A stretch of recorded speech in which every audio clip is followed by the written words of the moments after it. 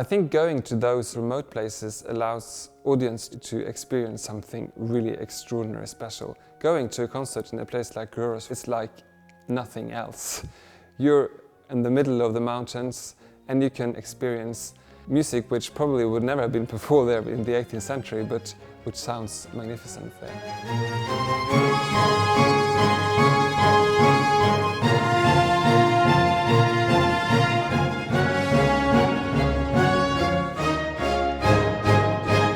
The core musicians in Orkester Nord are from Trondheim and also from Norway, but we also bring in really specialized musicians from other European countries. And what I think is fantastic when we gather and when we work together is the dedication we can see from everyone, working early and late, traveling often with hopeless hours and hopeless conditions, coming here to bring this music to life.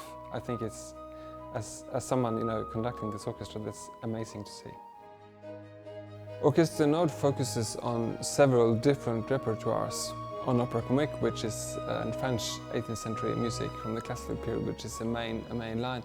But we also work quite a lot on Nordic composers and North European Baroque music, where there are many hidden, magnificent treasures.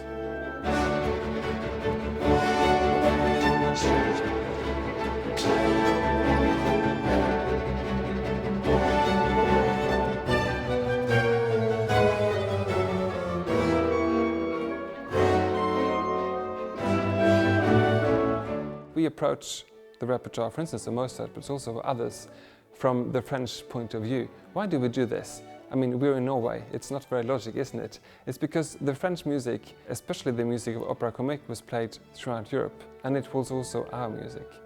However, if you look at scores of Gretry, for instance, the way the orchestra is put together, the way the instrumentation is done, the role the instruments play is completely different from what you would know in later music.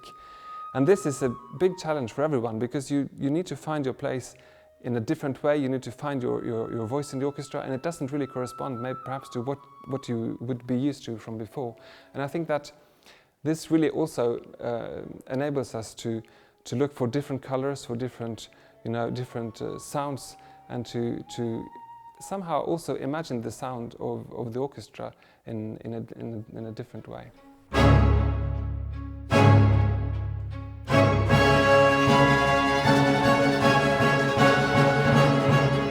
One of the most amazing things about Trondheim is a cathedral. How can you imagine in the 12th century, far away from anything, at the end of the world, seen from Europe, they would build a huge cathedral, almost like Notre Dame. They brought in specialists, builders, technicians from England, from Paris, from France, to make this huge cathedral. They brought music and music notations. I mean, we have only some traces of this today. And I feel somehow, I mean, it's maybe a broad comparison, but I feel somehow we are doing a little bit of the same work. We are trying to bring something here and to build something which you probably wouldn't expect to find.